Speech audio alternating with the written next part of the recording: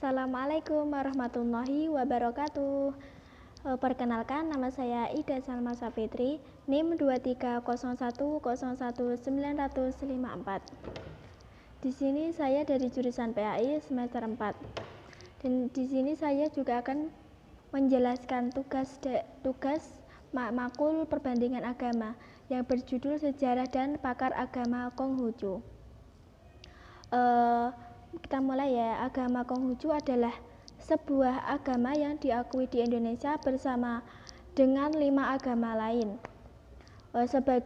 Konghucu sebagai agama akibat dari keadaan politik Indonesia.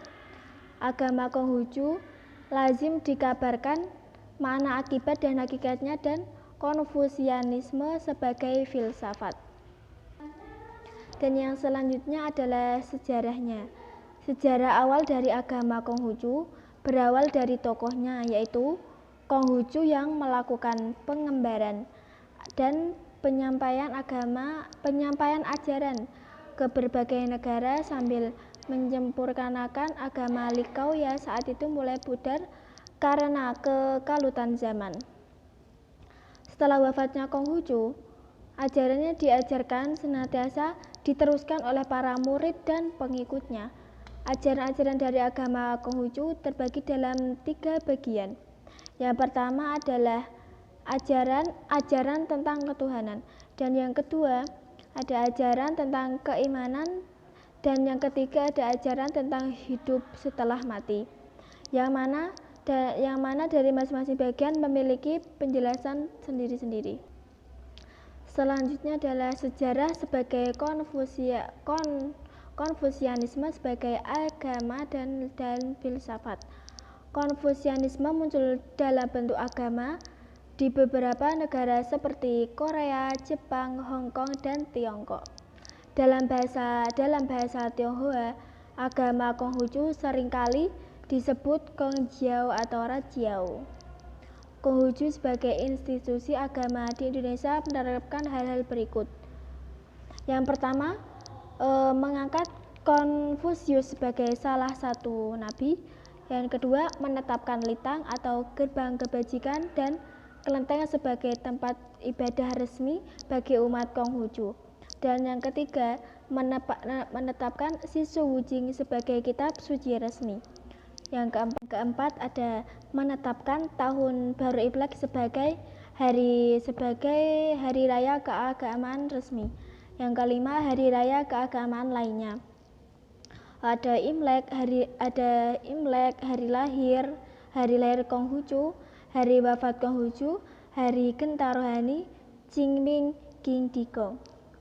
Yang keenam ada rohaniwan, Jiao Sheng atau penyebar agama, Wensi atau guru agama, Suwensi atau pendeta, Zhang Lao atau tokoh atau sesepuh. Yang ketujuh ada kalender Imlek.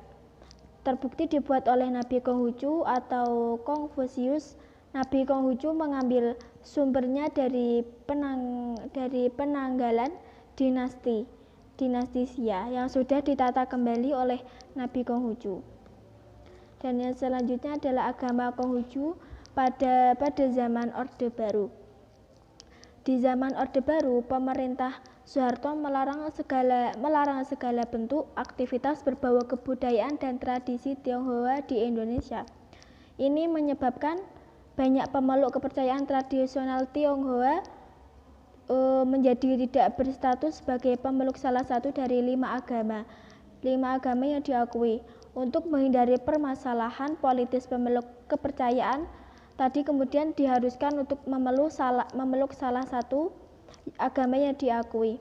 Mayoritas menjadi pemeluk agama Buddha, Islam, Katolik atau Kristen, yang merupakan tempat ibadah kepercayaan tradisional. Tionghoa juga terpaksa mengubah nama dan menaungkan diri menjadi wihara yang merupakan tempat ibadah agama Buddha. Yang selanjutnya adalah agama Konghucu pada masa Orde Baru. Pada masa Orde Baru, pemeluk tradisional Tionghoa mulai mendapatkan kembali pengakuan atas identitas mereka sejak masa kepemimpinan Presiden Kiai Haji Abdurrahman Wahid atau Gus Dur. Melalui undang-undang menyatakan bahwa agama-agama yang banyak pemeluknya di Indonesia antara lain ada Islam, Kristen, Katolik, Hindu, Buddha, dan Konghucu. Sekian dari saya. Wassalamualaikum warahmatullahi wabarakatuh.